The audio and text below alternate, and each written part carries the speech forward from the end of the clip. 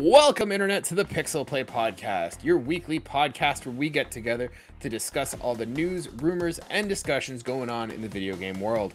I am one of your co-hosts, Kaylan, aka Ktastrophy, joined as always by my co-host, Adam, CSRadical.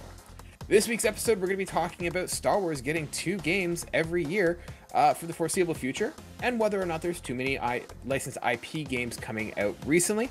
We're going to be talking about PC gaming and does it move too quickly, as well as untimely reviews for Deathloop and Cult of the Lamb.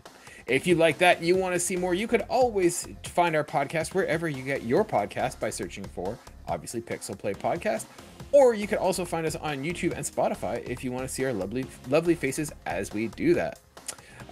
If you want to get in touch with us, we are available through social media by searching for PixelPlaycast on Twitter and Instagram. And with that, let's just jump right in. Adam, how you doing today? It's fall. I'm sad. No, the sad season hasn't started yet. Well, no, it's the beginning to sad season has started.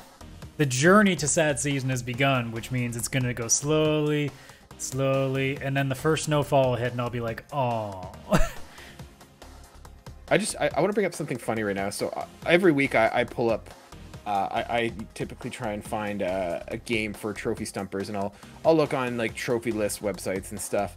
It's kind of weird. This time I've got an advertisement for Durex lubricant, and ironically it says perfect for solo play, and I'm like, man, that's some target audiencing right there. God damn it. That's man, good. Shots fired. That's honestly good.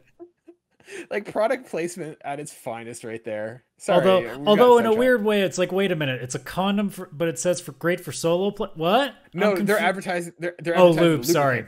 Yeah, good for solo play. Durex. I just immediately went condoms. I'm like, wait a minute, that doesn't make. Oh, lube. Duh. Yeah. Target audience right there. Product placement at its finest. Adam, how you been doing? I know you said you're sad with the seasons. What have you been playing lately? Well, nothing that I would need Durex lube for at this point, so I think we're okay on that front. I've honestly gotten back into the randomizer for Final Fantasy IV just because I've kind of run the gamut of a lot of games that I've been meaning to play. So I'm kind of in that point of like, okay, I need like something in between. So I've been getting back into the old speed running thing.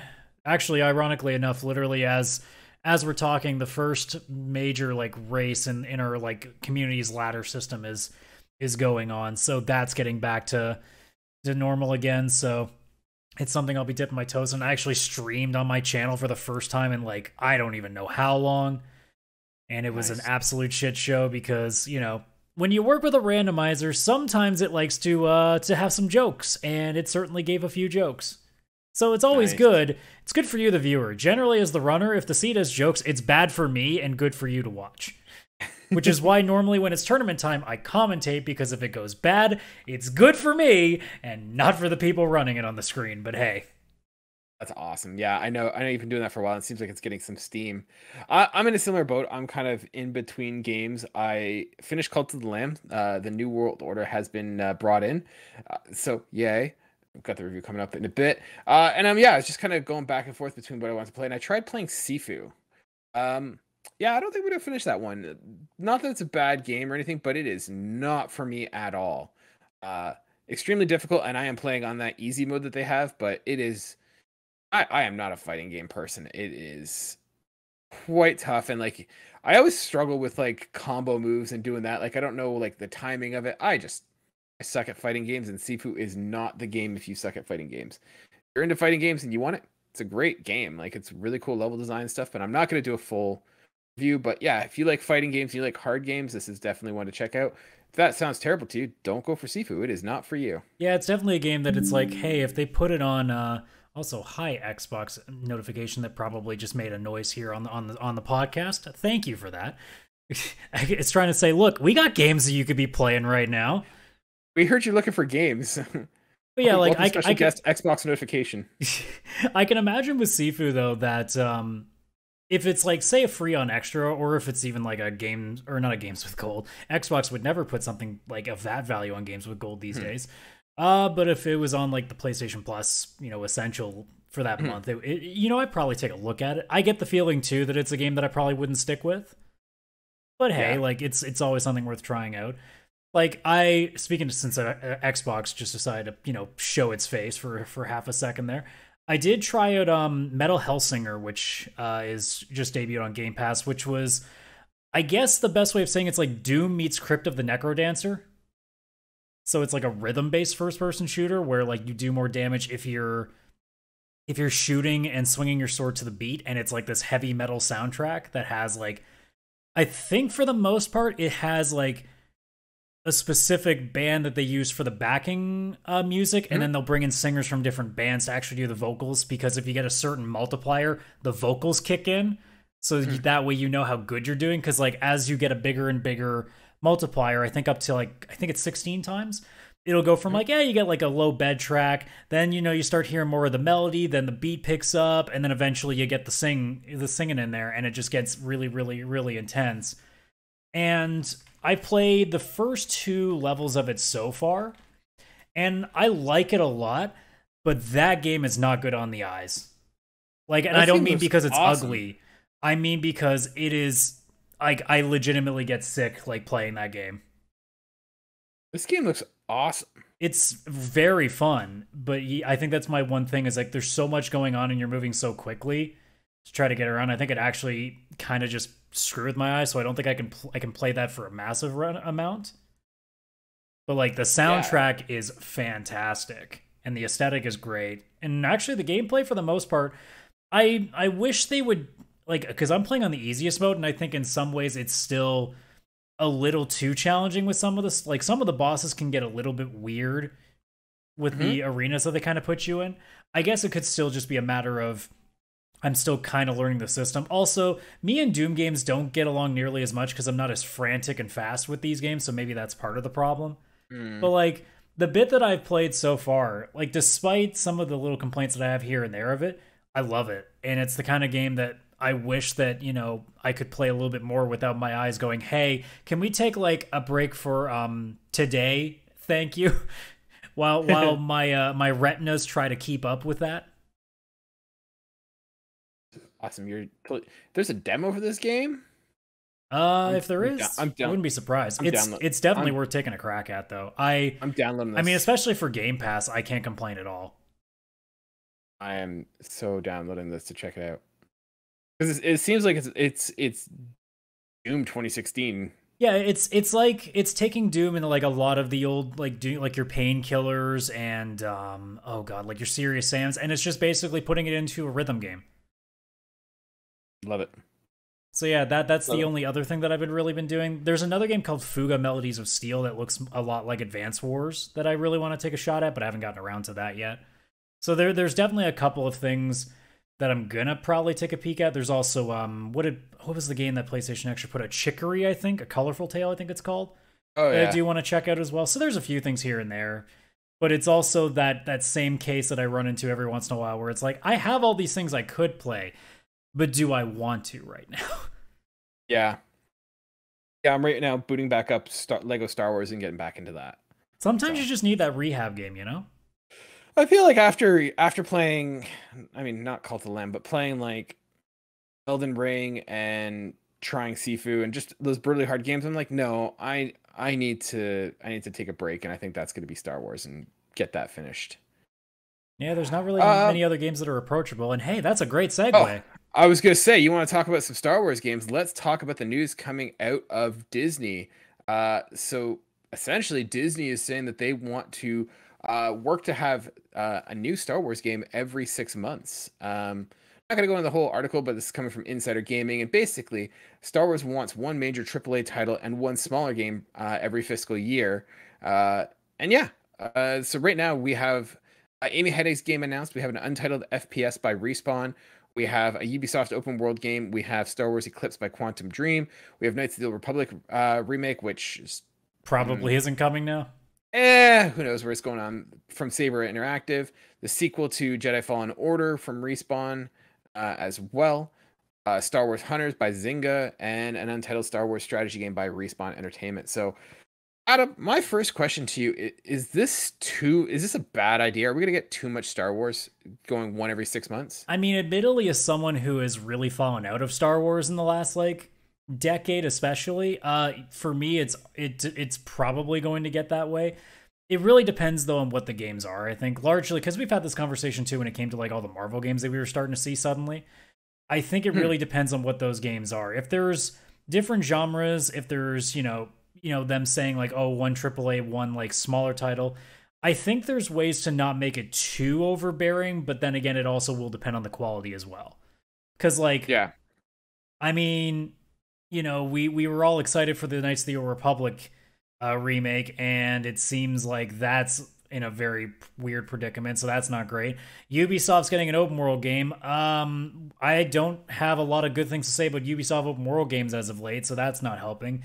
Quantic Dream, I think, is kind of a bit overrated right now. Quantic Dream is one of those studios that like I think a bunch of people really like, and then a bunch of people really don't like. I don't think there's a lot of middle ground with Quantic Dream games right now. So it's one of those cases that you either love it or you hate it. And apart from really Beyond Two Souls, I don't generally like what they've put out for the most part. Like Heavy Rain, I didn't really get into. Detroit Become Human, I wanted to and just couldn't get myself to stick with it.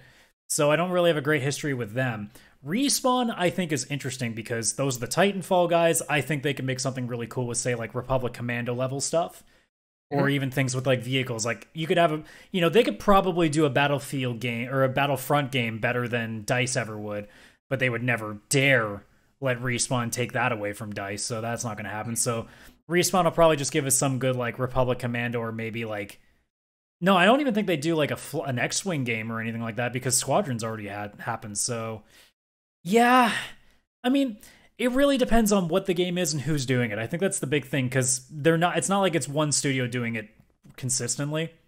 So I think that gives it a little more of a chance because at least you're getting different perspectives and different ideas rather than it just being, say Square Enix just having like an entire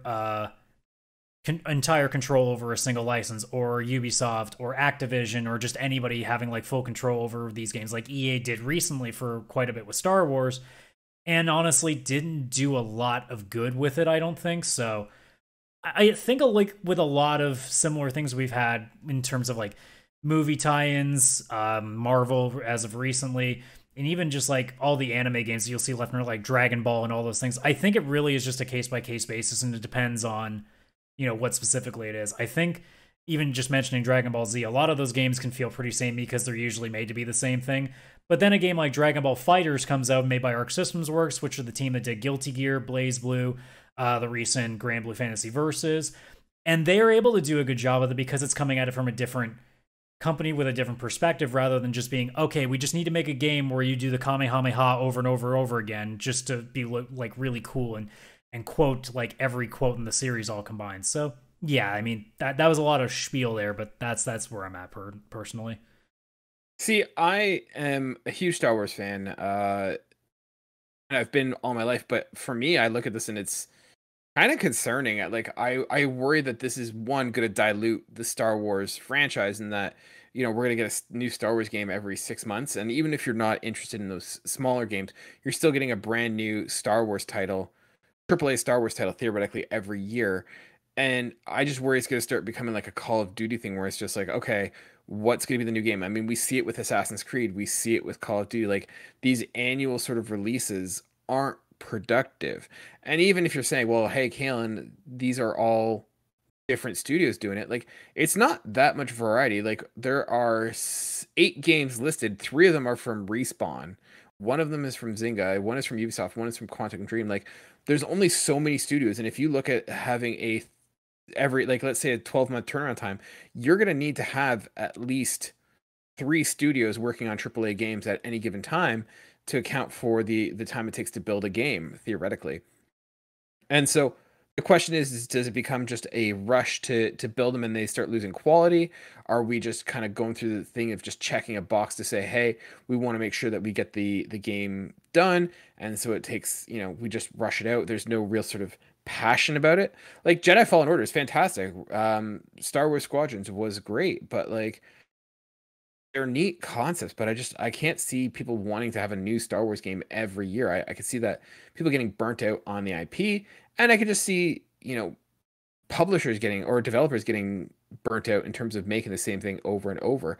And that's talent that's not making new ideas, making new IP, right? Like we don't get Titanfall 2s if Respawn's just making Star Wars games. So for me, I'm concerned about this, and I hope this isn't the case.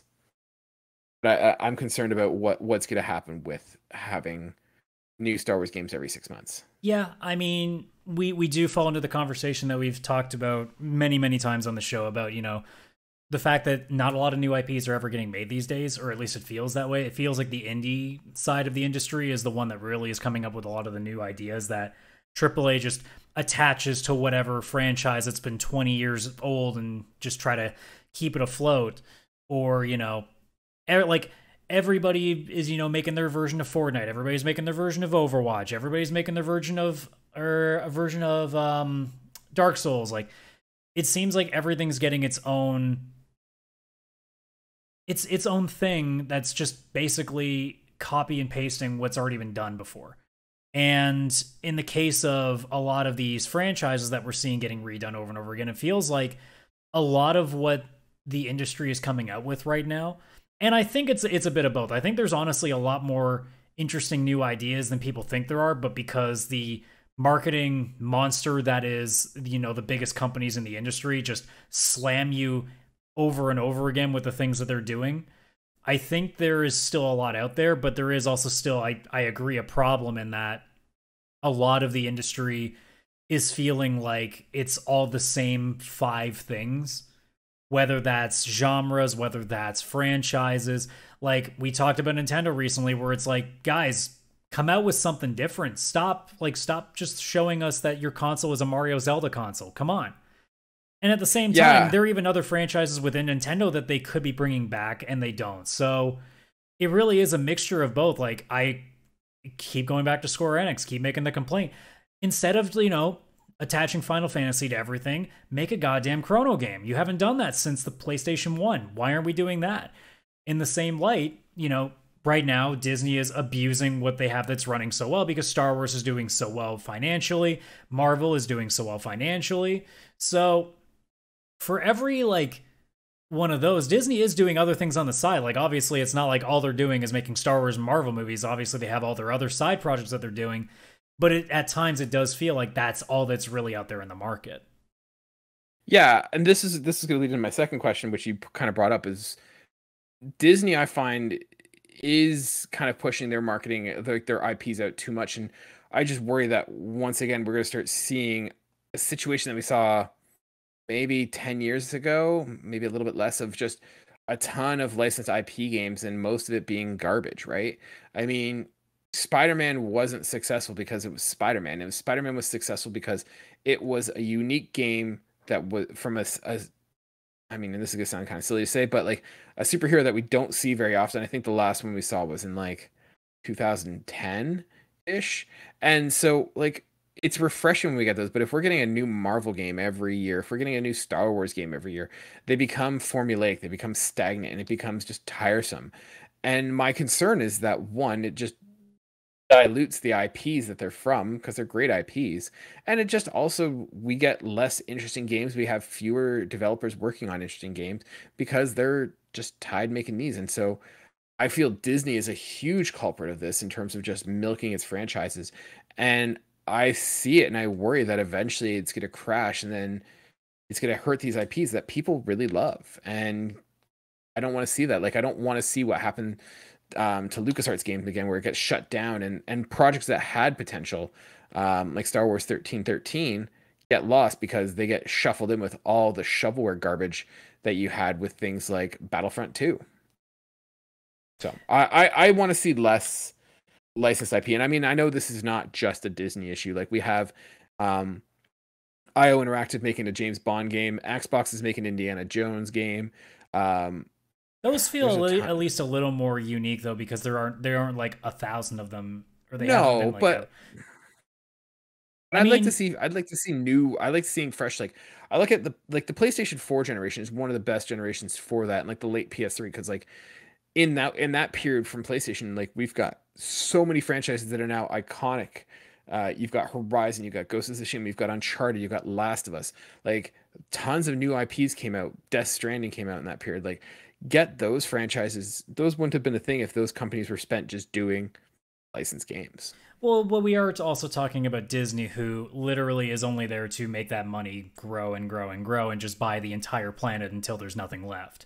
So, Exactly. That little mouse is up to something. yeah, it's not at all surprising that, you know, with Star Wars specifically, that this is happening. So, I mean, as it stands for me personally, I know you're going to think of it differently than I will because you're a lot more into the license than I am at this point. For me, I don't personally have as much of a stake because if it bombs, oh well, I'm not really playing most of them to begin with. Now, Marvel, it's on the flip side. If the Wolverine game, for example, is a pile of shit, I'm not going to be happy about it. So there's also that flip side. Or if Midnight Suns is bad, I'm not going to be happy about it. But if, say, whatever Ubisoft is working on for Star Wars doesn't end up being very good, if Quantic Dream's game doesn't end up being very good, I'll probably be fine, unless there's like something very specific about that game that had my attention. Now, if Respawn maybe goes a little bit south, then I'll probably be a little sad because I actually do like Respawn a lot. I think Titanfall 2 is one of the most underrated games in its genre entirely. So I would expect good things from them, but every time we expect good things from a studio that we trust, there's always a Cyberpunk. I know we talked about that last week, but hey, we know how it launched. Or there's I guess my more version is BioWare, where I don't trust a goddamn thing that company ever does now. So as it stands, I'm not worried yet because I haven't seen what most of these projects are. Now, in, say, 3 years, we have this conversation again. We'll definitely have some thoughts by then. Yeah, I just see that little mouse just like going to developers and just being like, "Ha build my game now, ha." I mean, I want more Star Wars. At this point, I'm just like, hey guys, why don't you take a chance? Let's make an Atlantis: The Lost Empire video game. That would work really well. Oh no, the mouse is not big on taking chances. We're all about the money. Thanks for joining us, Mickey Mouse. Another guest here on the podcast. It's just an episode of guest hosts. I don't know how we find time for all these people.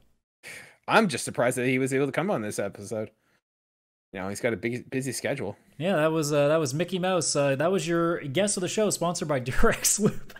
They don't get the sponsorship. I'm not seeing any of that money. You're the one that brought it up. It's your fault. Hey, all I'm saying is if they grease my palms, they can be a sponsor on this show. Look. We're making no money on the show. You think we're below that shit? You pay us like a fucking 20 and we'll be like, yeah, we'll say whatever you want at this point. It's $20 more than this show makes. I've got some change in my pocket. You could have it if you want it. Sign me up, Mr. Directs. Adam, let's shift over. You brought this one to the Discord here. Speaking of money, that's about the best segue I can come up with. Speaking of money and not having much after this, yeah. The new NVIDIA RTX graphics cards, the 4090s, just got announced, and they cost a pretty penny. Now, granted, I'm no PC gaming nerd, but like, yeah, starting at $1,600 for an RTX 4090 US available October 12th. That's a few video games. Yeah, like, so you brought up the question, like,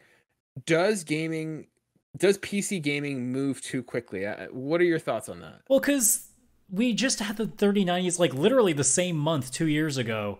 We had the 30 series announced. Like we had the 30, 70, 80, and 90. And now we have the 3060, the 3060 Ti, the 3090 Ti. I might be missing like 7 more. I don't know. Feels like there's always like a new one every 2 days. And all of a sudden I see the news about the 40 series and I'm going, wait, didn't we just finally figure out the chip shortage? Did we not just fix that? What? Oh, okay. And I know that for people who are really deep into the PC gaming industry, they don't really care because they're that deep in and it's their thing. But as like a casual, like someone who just recently got into PC gaming again, like that was your mistake. I look at this and go, why? Like it's the same to me. Like honestly, I equate PC gaming a lot with phone users. And how like they're constantly getting the new iPhones every like year, every 2 years, and paying like that friggin' $1,000 like either upfront or they're spending like an extra like $50 for the next like year of their contract because they really wanted that new phone that has like a slight upgrade. Yeah.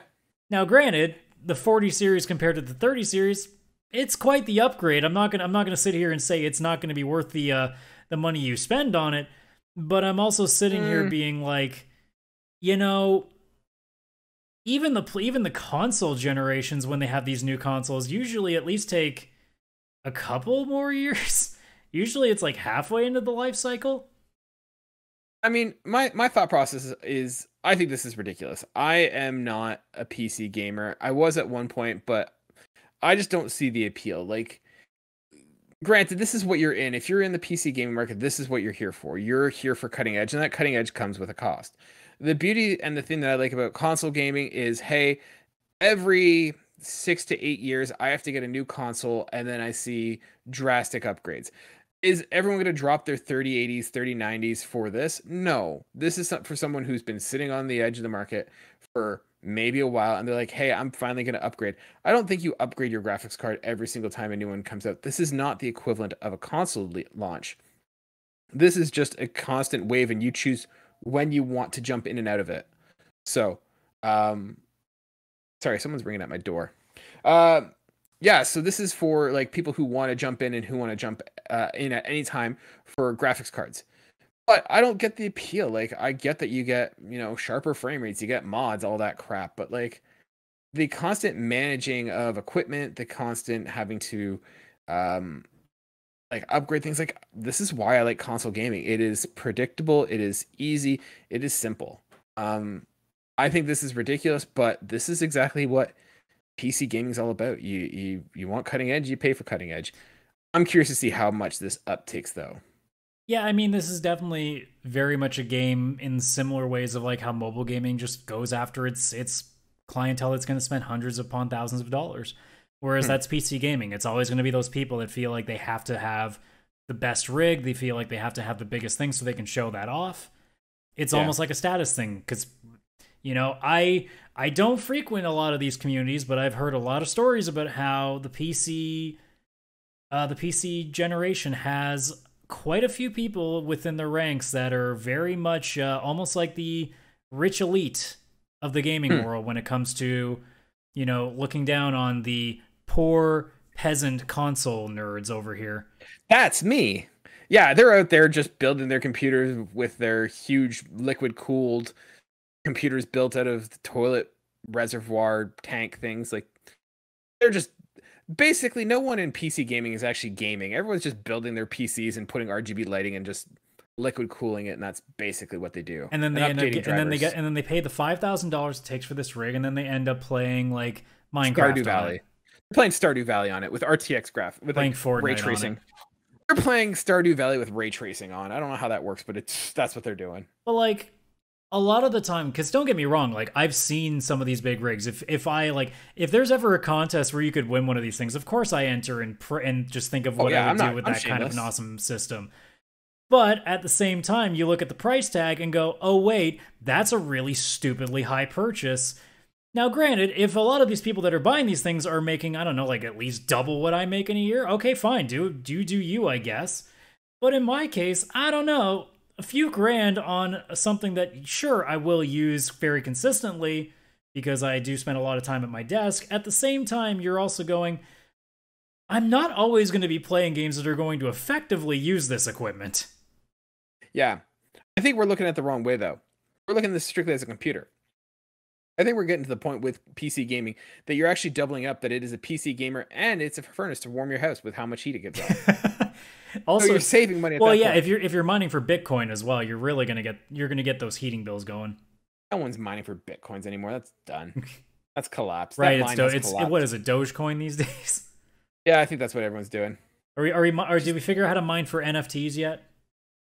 No, but we should work on getting our NFT set up. No, I don't think we should. We got to cash in on that. I think we're a bit behind on that front. This direct sponsorship is not paying enough. We need to get into the NFT game. Yeah, the direct sponsorship that we made up over the course of this show. Yeah, exactly. Yeah, it's not. See, that's the problem. It's made up, so we're not paying it. So we need to get the NFT. Because, like, going back to the actual conversation at hand, I mean, personally, it doesn't like I'm not bothered by this. Like, I think it's always really, really cool. Like, you see like what these machines are capable of. It's Hmm. incredible to see where we are. But as a consumer, I always look at the. It's like when you see what's the big electronic X? Not E3, but like the big. Is it CDC or CES, something? CES, Consumer CES. Thank Electronics you. Show. And they'll show like the ridiculously massive TV screens or like all the like crazy like multi-$1,000 things you can add to your man cave that you totally have, you broke son of a bitch. Yeah, I know I you're don't looking around being like, I have these things? know. Because like Well, you I see, mean, it's even the same with like some things you see just on the front page of a Best Buy. Like you see the big like 60-inch curved monitor, and I look at that and going, why? Like I think a lot of it really is just like it's preying on the people that are always in that must-have attitude. yeah, And yeah, the FOMO like crowd. it doesn't bother me per se. I think a lot of it looks awesome, but I look at my wallet and go, that's a dumb idea. Why don't I just spend it on other things that are stupid but don't cost nearly as much? Yeah, like that's the thing I'm just looking at here. I look at it like $1,600 for a graphics card. That's a graphics card. You still have to get like processors, you still have to get RAM, you still have to get hard drives, you still have to get all that stuff. Hell, you have to get a monitor that can take advantage of what this does. Like you're looking at a couple $1,000s at least. I can get a PS5, I can get an Xbox Series X and a bunch of games for that price. Like, I don't know. Yeah, like But all on this you, stuff in here, like I have friends that are like, you got a lot, like you pretend like you don't make that much money and yet you have all this stuff. And it's like, yeah, I accrued this over like 7 years though. hmm, It's a little yeah. different. Well, you enjoy your high-end graphics, you computer nerds. I'm gonna stick with my consoles. Yeah, I'm still sitting here with a 1650 being like, I'm good. I still have my Alienware from like 2014, my Alienware laptop. I'm a I still have an just Origin laptop from, I want to say 2012, 2013. yeah. It still works just fine. Yeah, mine doesn't work that fine anymore, but whatever. Adam, let's move on. Let's go over to the review section of the episode. We've got two reviews this week for Untimely Review. I'm going to go first with Cult of the Lamb because I think that'll be one shorter, and I'm curious to have a discussion with you about Deathloop. So, ladies and gentlemen, as you know, despite our sponsorships with companies like Disney, having Disney's Mickey Mouse as a guest and directs, You anyway, struggling there sponsorships with the bit a now? Is little that what's happening? a little bit. Trying to stick the landing here. We're still not influential enough to get video games ahead of time, so we review them on our own dime, on our own time, when we can, when we want to, bringing you untimely reviews. So first off, I've got Cult of the Lamb. As you guys know, my cult, New World Order, still think is the best cult name ever, has ushered in the New World Order as promised, and yes, the game has been completed. Adam, what a fucking game. This game is amazing. I absolutely love it. For those of you who don't know, you are basically a little lamb, and there is a prophecy that you are going to bring about this evil god back to Earth, and so they are slaughtering all the lambs. You get slaughtered, only to be brought back to fulfill the will and prophecy that is slated to bring back the Dark One. So you go about, and there's two aspects of this game. One half is sort of like an Animal Crossing slash Sims kind of thing where you are managing a cult. So you're recruiting followers, you're feeding them, you're cleaning up after them, you're building your little farm area, and kind of managing how they're worshiping you. So this can be by just like continually praying in order to get more divine power, allowing you to purchase more structures. There are things like confessional booths. You can get farms. You can get mines. You can get a whole bunch of things to kind of help your cult grow. And so you want to get more followers to kind of maintain their health and wellness in order for them to continue to pray, in order to make you powerful. And you're doing things like sermons to kind of build up more power to become more deadly in the second part, or you're doing things like rituals and stuff to maintain their faith in your cult. So this can be, and it's great because the humor in this game is amazing. So there was one instance where I had a cult member and they're like, "Hey, this cult," and I called all of my cult followers either brother whatever or sister whatever, and they'd be like, "Brother Nathaniel is, lost faith in you and is speaking ill will. You can like speak kindly to him and teach him the errors of his ways, or you can send him to prison and get him to like just be re-educated there, or murder him. It's your game. Do what you want to do. And it was just that freedom and like the dark humor of it to just do however you want was great. So like I had cult members who were dissenting, and I would sacrifice them to the dark god, and the rest of my cult followers would be like, we believe in the cult more. And it was just, it's so dark and so hilarious. Just managing this cult and how you do it. So good. The second half of this game is a roguelike kind of game.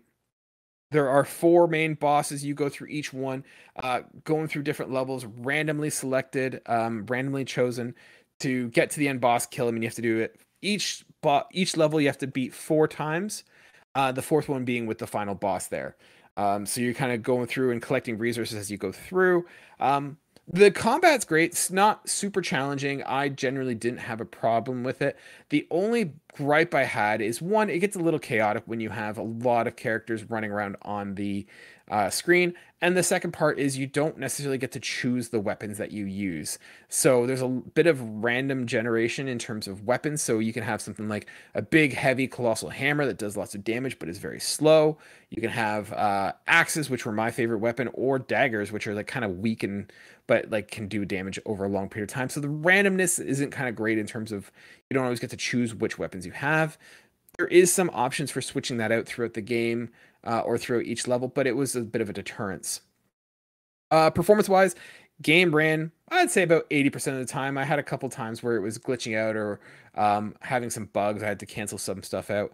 The biggest gripe I probably had with the game was there was an issue where I had, like, you have to feed your cult. And so I would build enough food for everyone to eat, but I found that I sometimes had to go around and tell everyone to eat. And when you have something like 20 plus followers, it's kind of confusing to keep track of who has and who hasn't eaten dinner. So that was kind of a bit of a frustration.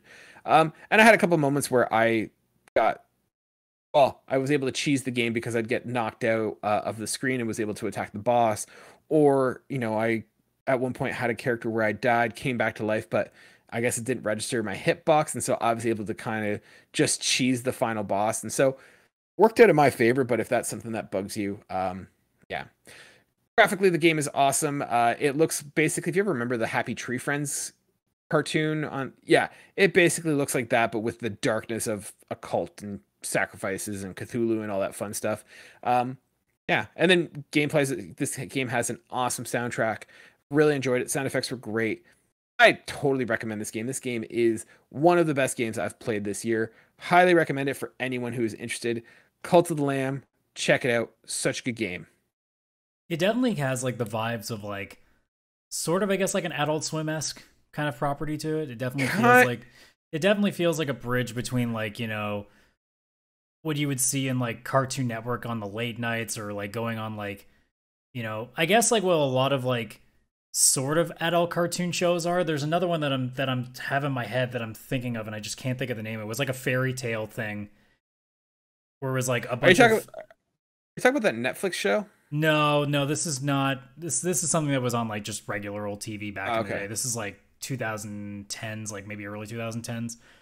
Okay. And I'm blanking on the title of it right now, but it was like it almost felt like a high school cartoon, but it was just like a bunch of fairy tale characters. Like you had somebody who was like a squirrel girl kind of deal. You had somebody who was like the Disney princess kind of character. Oh, yeah. Was that called Drawn to... Yeah. Not that. Yeah, they were like... They were all in like a fake reality TV show, right? Yeah, that's the one I'm thinking of. Was it Drawn Together? It was Drawn Together. There we go. Okay. Called it. Yeah. It's kind of like that. Yeah, it doesn't have the absurdity of like Cartoon Network. Like it kind of has the whole cult feel, and it was just great. And yeah, if anyone's buying this game, go on Twitter and just give me your cult name. I'd love to hear what everyone else is calling their cults, because like I said, I had a lot of fun naming mine, and I want to see what you guys come up with. So yeah, definitely seems like the kind of game that I'll probably check it at some point myself too. It's probably going to get stuck in the annals of indie games that I should be taking a look at some point. And it's such a chill game. It is a very chill game to play. Like, it's not stressful. Like, some of the combat gets a little dicey, but it's almost like a dark Paper Mario vibe to it. Yeah, kind of. in terms of like I its can see that. graphics. Now that I think about it, I can see that. but yeah, that's a really really good looking game. Like I'm not gonna like the aesthetic of it is very appealing, and if I'm there's gonna a be lot of honest. dark humor to it, of course I'm down for that. This game is, I don't know where yet. We're gonna see where things fall, but definitely in consideration for game of the year. So definitely can't sing enough praises. Adam, There's a lot of time to find out where that's gonna go. not as much as you think, but we'll find out soon. Adam, you were playing Deathloop and have a review for us. Either you beat it very quickly or it didn't go well. What do you got for us? I beat it very quickly. Did you? Good for you, man. What'd you think? So, I mean, obviously, for those who don't know what game we're talking about, or if it's been a while and you kind of forgot what it was, Deathloop, basically made by the same game or the same guys who did Dishonored. Essentially, it's a first-person shooter where you're reliving the same day over and over again, and you have to kill 8 people in order to break the loop forever. And the way that the game works that is that you have 4 different cycles of the day. You have morning, you have afternoon. Actually, I think it's just noon, afternoon, evening, and I don't know. It's like something like that. It's like morning, noon, afternoon, evening, something like that. Yeah. And you only get those 4 points. And you got 4 different levels to choose from, and you have 8 people you got to find to kill. So you're doing the math, and you're going, well, wait, how am I going to be able to kill 8 people if I have only 4 points in the day? And they're all kind of scattered about at different times of the day, too. It's not like 2 people are here at this time. It's not like 2 people are here at this time. So eventually, the way that the game works is that as you go further and further in, you play more and more loops. Because also, if you die 3 times, you just completely get sent back to the beginning. There are ways to keep some of the weapons you have or some of the perks that you get along the way. But for the most part, like, if you kill anybody, you lose them if you don't finish the loop with all 8 of them dead. So you'll have to keep redoing that until you're able to get all 8 down. But if things like maybe you got like a certain gun, you can, through their system, keep it so that way you don't lose it. Maybe you found a perk that you really liked, or even whether it's on your person or your weaponry, you can keep those. And then information you find, whether it's codes to things, whether it's, you know, where this person's going to be at this time, if there's certain things that you could be doing to maybe get them to go somewhere else at a different time, that all stays with you because it's your person that stays with, so everything that they're learning stays in their head. And I think with the way the story goes, only you and the person that can invade you, Juliana, whether it's an AI or the player, they're the only 2 people in the entire game that are aware of the fact that it's looping every day. Because it seems kind of murky, because the other like 7 people you have to kill along with Juliana to beat the game, there's kind of a way of looking at it where it kind of dances with the idea that some of them aren't really aware. Like there's one guy who's doing experiments about the loop, but it's not quite implied that he's aware that he's reliving it. Yeah, so like you're totally right. There is some aspect that, to a certain extent, they know there's either some sort of anomaly, but like all the grunts, they have no goddamn clue. Yeah, I thought that they were aware that the loop was there, and that was the purpose of Well, that. I think they're aware that there's a loop, but they don't remember anything when the loop resets. I think that's the big thing, is that they don't, like, you can kill them every day, they don't remember shit. Yeah. Whereas if Juliana comes up there and stabs you with a fucking machete, you remember that shit. Yeah. You remember all the time she's kicked your ass. So what'd you think of the gameplay? It's a hit and miss. Like, I was honestly worried because I tried Dishonored before and did not like it at all, that I wouldn't like it. This case found a good bridge between being stealthy, using your powers, and then just going full bore. I think my issue with the game still stems from it's way too easy to just, okay, I'm going to stand in this really hard spot for them to shoot me at, and I'm just going to mow them all down. Like, the last point of the game where you have to go into the evening to the big-ass party at the end of it, there is way too many easy locations that you can just stand there with a really good machine gun and just mow, like, literally half the crowd down, and you don't have to worry about it. You could stealth your way to doing everything, but it almost feels like the game is kind of just designed for you to go and just run and gun, which to me sort of defeats the purpose of a lot of the planning you do. Because, like, at the end, sure, I could have snuck into the party, done this thing where, like, I DJ the thing, get the guy to show up, and just kill him there. I still have 2 more people I have to kill, though, and they're going to be walking around because everybody else is going to freak out because it's pretty unlikely I'm going to be able to silently kill this guy without nobody seeing in the middle of this gigantic mansion where there's like 100 people here. So it's a bit of both. I felt like most of the time it would just be I would go invisible using one of the perks that you get on your character to try to be as stealthy as I could, and then eventually I would screw it up and I'd be like, all right, fine, I guess we're just going to mow the rest of this down. And that's kind of where a lot of it went, which was kind of disappointing because I wanted to feel like I was being really, really clever at times, and it felt like there was almost no way to do it because sometimes you just don't notice the one thing that might see you because their sight lines are not always clear either. Sometimes people see you even though you're invisible. It's weird that way. And then at any point, Juliana can just show up and completely screw up any planning you do, which is I love when Juliana it's kind of the point of the game too. But also at the same time, it feels like the game is always directing you eventually to just destroy rather than, you know, meticulously do the job. Yeah. Yeah, I can see that. I had that happen a few times. I wasn't as much of just stealth equals no witnesses, like dead men tell no tales kind of thing. I had a little bit more stealth in mind, but I could totally see that argument there.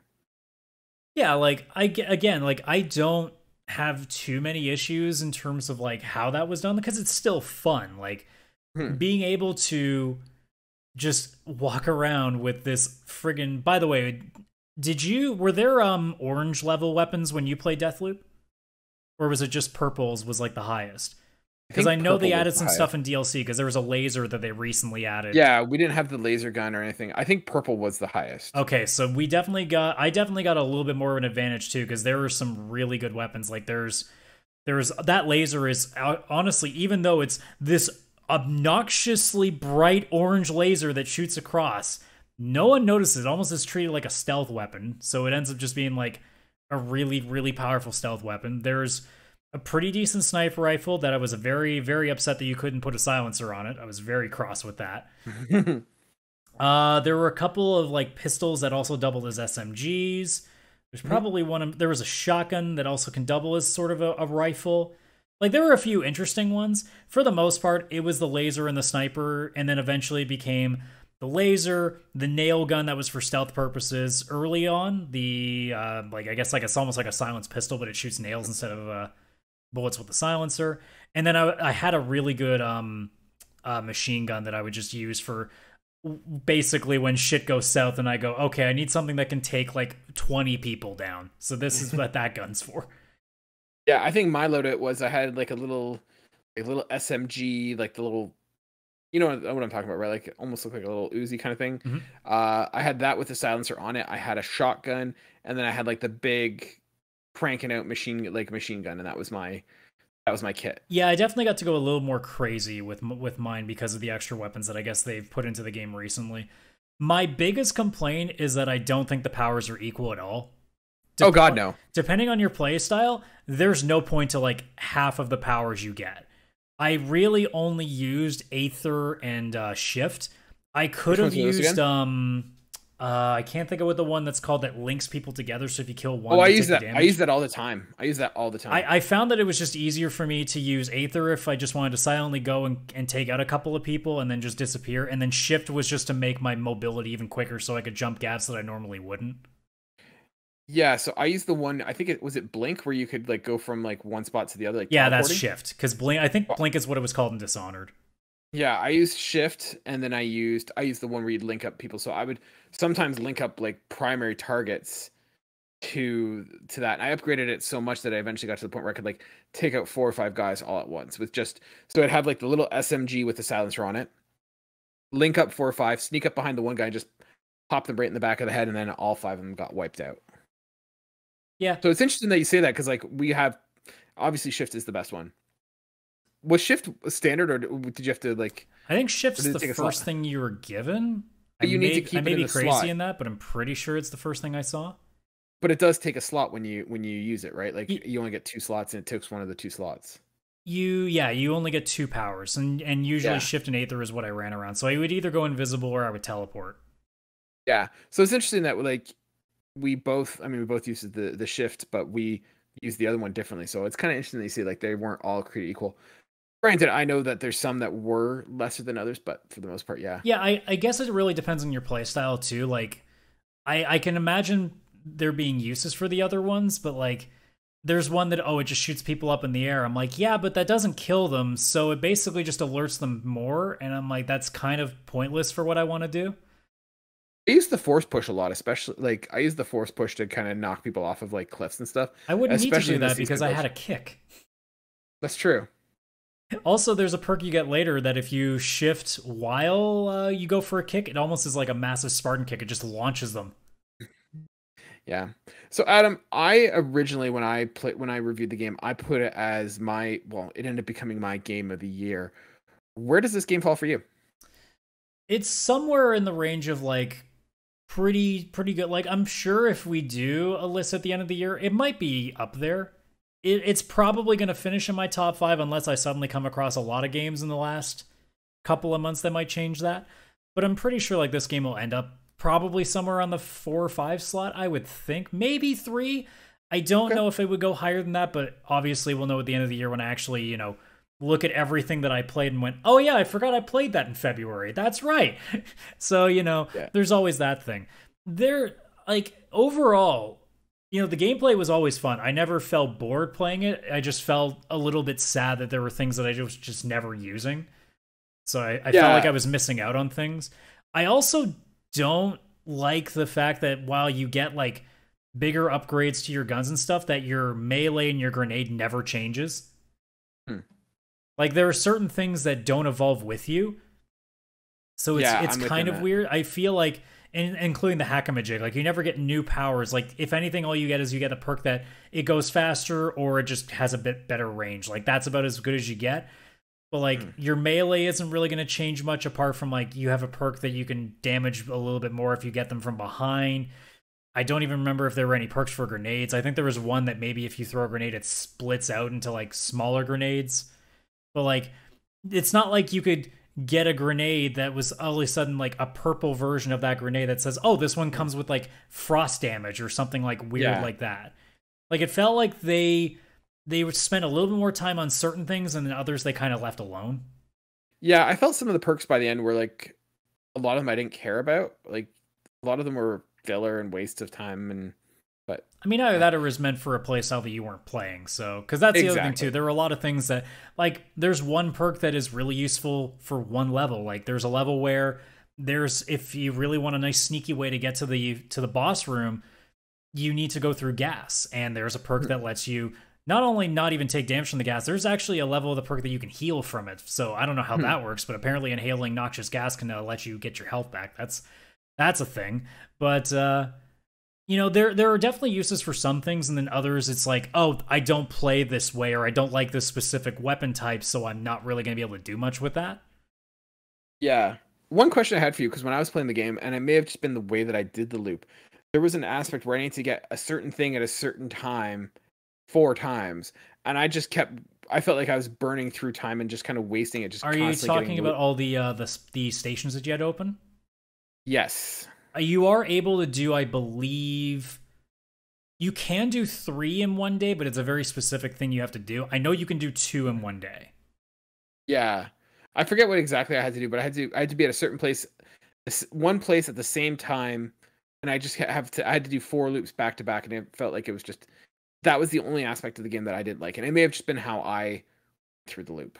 There are a couple of things in the game that it does feel a little bit like, especially towards the end of the game, you're not necessarily at a point of killing anymore. You're just trying to get information. Like, there did come a point where, similar to what I said in my Void Bastards review recently, where you just quickly run into the ship, get the thing you need, and get out. Where there would be certain points at the tail end of the game where all I needed was to activate this one thing so that in the story, they would carry over to a different day. So I would literally walk in, like, boot the shit out of the couple of things in my way, touch the thing, and then go back. So it did feel like at the end, like some levels are a little less useful. But I think that also can have to do with just the order that you personally did things. Because if you're a completionist like I am, you probably overdid it a bit, like doing all the small stuff first before, actually playing the story stuff that could have gotten you through faster. So I think it's also a bit of my own fault. In the end, though, the one thing that I think holds it back, and I'm not going to really spoil anything. I mean, it's not that much to spoil because really the game is just the process of you figuring out like what order and what place that you need to do to get solving the puzzle, all the people together. But like, I feel like that last day where you do everything together is not that interesting because you've probably done it at least a few times already, just in different orders to get it all set up. If anything, there's no revelation. The only thing that I did unique in that last day was the final section where I had to kill the 3 people in that party. Yeah. Everything else, like the first day, I think I'd done like 10 times. So like by the end of it, most of it you feel like you've done. I thought initially when I was going to play this game that it was all one big level, and I was going to have to figure out how to get people to move into certain areas and do it all like that. But when it became apparent that all I was doing was picking a level and playing it that way, that I wasn't exactly doing that much. I was kind of just repeating. And it kind of started to grind by the end of it, but at least it didn't outstay its welcome to the point that I felt like I was taking too much time in it. Yeah. And they're not big levels. Like, the levels are small enough that you can kind of get in and get out pretty quickly. They're not massive. I thought the map was one of the best parts of that game, and the fact that you got to the point where you almost knew where you were just by like it's, you don't see that very often now, where you can kind of familiarize yourself with a map to the point that you know where to go, where everything is. You don't need a map. Mm-hmm. The last thing that I'll say before I guess we score this thing is going to obviously the other big gimmick with it, which was Juliana, or if you were playing a multiplayer version of it, having just a random person invade your world. I'm of two minds of it. I think on one end, it's a great feature because every time a random person, like a human being, came into my game, it was tense. Because when it's an AI, you can kind of predict what they're going to do, especially later on in the game. I realized very quickly that if it's an AI, because depending on where in the game I was, I would flip it to single player mode because I knew I wanted to finish this level. So I wanted to make sure that it wasn't going to be interrupted. And the AI is pretty easy to fool because all you really have to do is go invisible and they will walk right next to you and you can just point the laser at them or whatever gun that you have to destroy them with and just unload and you're fine.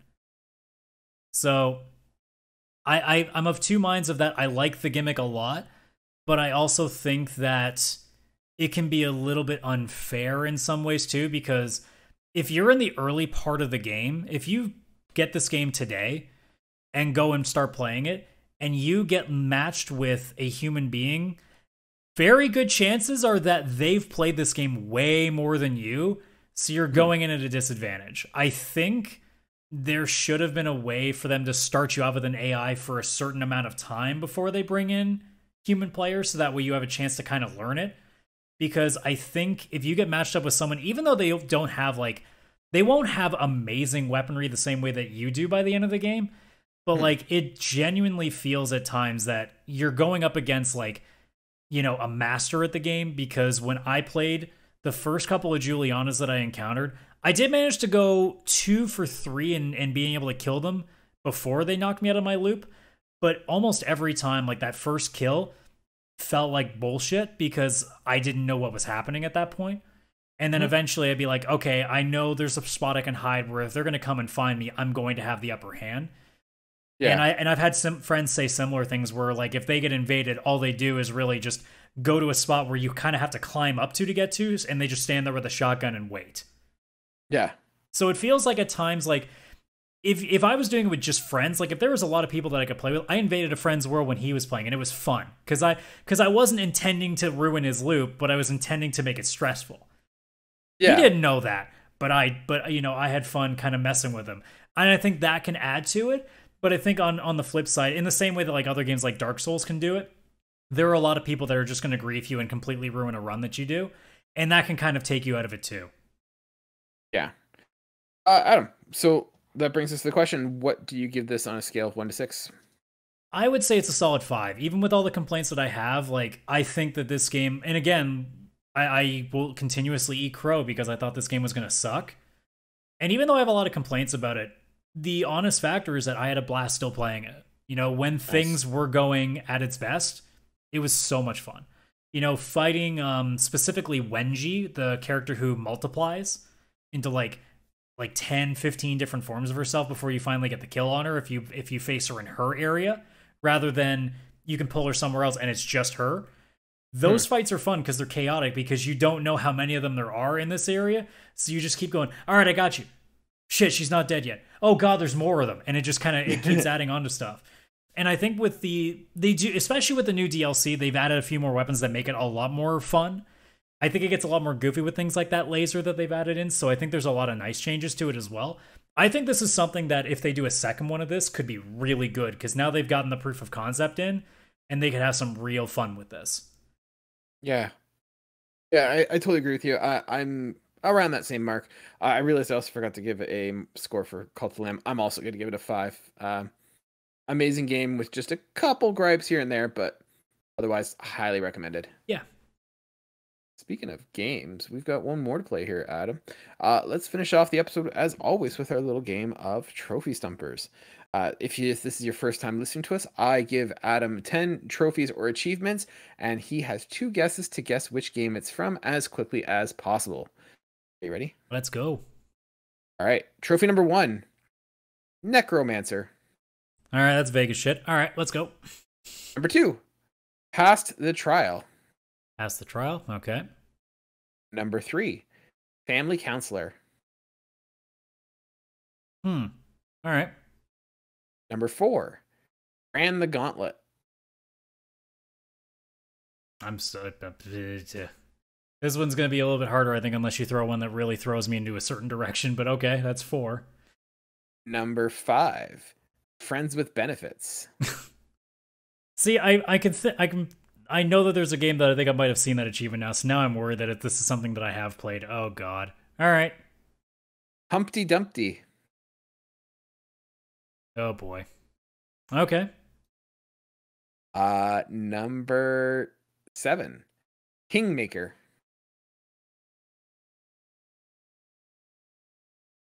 You picking up any themes? Anything going on? Like, let's check in. How you feeling? No, but I'm very worried that it's going to be something that I'm going to hate. I'm getting very worried that this could be a Mass Effect 2 situation. Number 8, Mutant. All right, I'm a little bit calmer now because I don't know what that would refer to, but... Okay, so here's what we have so far. Just a quick recap. Necromancer, Passed the Trial, Family Counselor, Ran the Gauntlet, Friends with Benefits, Humpty Dumpty, Kingmaker, and Mutant. And what do we have? 2 more, I think? 2 more. Okay. Number 9, Pest Control. Okay. Number 10, Card Collector. Card color. Okay.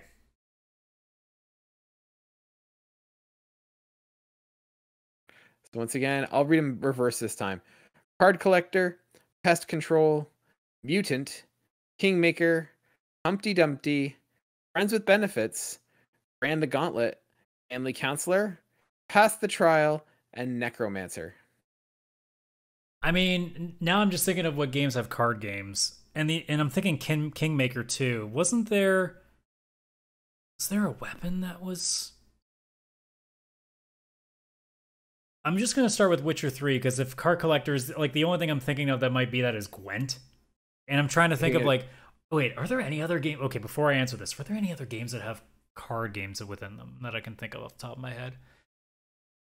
I'm pretty sure Final Fantasy VIII is not going to suddenly have, like, all these trophies in there. So I know it's not... There's not a Friends with Benefits trophy in Final Fantasy VIII. You know what? I'm going to go with Witcher just because Gwent and then the Friends with Benefits thing is just making me think it's like some, like... When you get one of the characters into like, you know, one of the sex scenes in the game. Like, that's where my brain's at, because that's all I've got. I mean, to be fair... I don't think I have any other guesses because I can't think of any other games that might have all of these trophies that also have a card game potentially in it. Otherwise, I'm screwed. It is Witcher 3, my Oh, friend. Well thank done. God. Once again, pulling out the W. There you go. Speaking of pull up, we want to thank our sponsors, Direct Content. No, Perfect. honestly, well done, sir. I wasn't sure if you're going to get that one. A couple ones that were the You ones that saved my ass with Card Collector. I'm not going to lie. that was number 10. I figured if you weren't going to get it by that was going to be a problem. So the ones I was kind of thinking that would get you, pest control, going out, clearing out monsters. Mutant, Geralt's a mutant. Humpty Dumpty, just kind of like that whole fairy tale aspect. Friends with benefits, that whole Triss and Yennefer thing. Also, where do you fall on team? Are you team Yennefer or team Triss? I'm team Ciri. Oh, okay. But I mean, if you're telling me to pick between the two, I mean, I can't go against red hair. Triss it is. Well done. Yeah, and then Family Counselor. I think that's the trophy for the Baron questline, which is one of, if not the best side quest of all time. I mean, it's not even a spoiling thing. Are we talking about like the like dead baby thing? Yeah, we're talking about the dead baby thing. Yeah, that was, once again, this episode brought to you by God damn, that was a real heavy one. But it was so good. Like, it was so well thought out with many like it's, I think, a masterclass in side quests. Well, I think that's the specific thing that a lot of people talk about with that game, along with other things. But I think that specific one is what really got people to be like, yo, like, these guys know how to write stories. And I mean, obviously we know that this game is the reason that everybody thought Cyberpunk was going to be the amazing game that it was, because the last thing they made was, honestly, like, even to this day, like, if it got like just a bit of a better like patch and like remaster just to kind of clean it up a little bit, I think this game would still be amazing today. You wait, they're making another one for the new gen. What, Witcher 3? Yeah, Witcher 3 is getting a remaster, I think, either this year or next year. Probably next year. Wasn't even aware. If it was announced, I wasn't even aware. I don't know if it's officially announced. It might have been like things in rumors, maybe. I'm pretty sure it's officially announced. Yeah, I think they're doing a remaster early of 2023. Let's see, Witcher 3 remaster. But yeah, no, that game has like amazing side quests. Okay, there is a next gen patch that they're working on. Okay. The other side, like, I remember there's this one side quest too, and like you're typically like, oh, side quest, I'm gonna do what they tell me to do. And like there was this one where I forget the full context, but basically this guy and this girl like had a thing and they're falling out, and then she died, and she's like, hey, bring me back him so I can say bye one last time. And I'm like, all right, cool, like, easy, simple side quest. I bring him back, she murders him, and I'm just like, Jesus Christ, like, what is this? And like find out later, like, you could kill her instead. Like, just consequences to decisions, and you like, just such a masterclass. Yeah, so I just looked into it. It's still on track, and it's supposed to be released sometime in the last quarter of this year. So we should actually hear an announcement about it soon, potentially. Yeah. Which, honestly, I would consider trying it again, because that game straight up got me kicked out of a Destiny 2 clan because I disappeared for a month playing that game. That game came out at one point. I was teaching, and I was off for the summer, and it came out just as like classes were coming to an end. And that is one of the few times where my wife had to like talk to me and be like, hey, I think I remember you saying that story. Yeah, like, hey, I know you're having fun and like summer of Kaylan, but I need you to adult a little bit more. And yeah, that's one of two games that she's had to do that with me for. So I loved my time with The Witcher. I can never go back to it. You're like, nope, I can't redo this. No, it's like heroin. You're like, I had fun while I was doing it, but no, I can't. I definitely would again. I got out. I can't go back in. I think if I was going to go back this time, I would go to PC as well.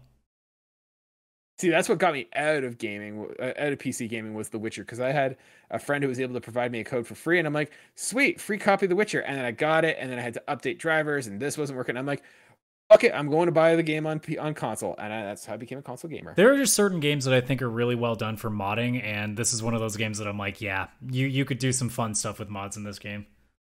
Yeah. All right, Adam. That's going to be an episode for us. Thank you so much for joining us. Ladies and gentlemen, thank you so much for joining us. If you liked what you heard here and you want to hear more, once again, you can find us wherever you get your podcast. Just search for PixelPlay Podcast on YouTube or the podcast service of your choice. We would appreciate if you leave us a review, leave us a like, comment. It helps feed the algorithm gods, which we don't understand.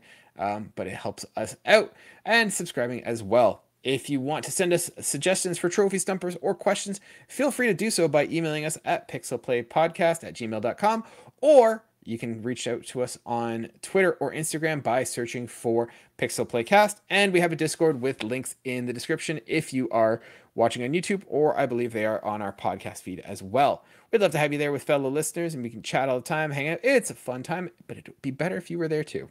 Thank you so much, guys. We'll see you guys next week. Bye for now.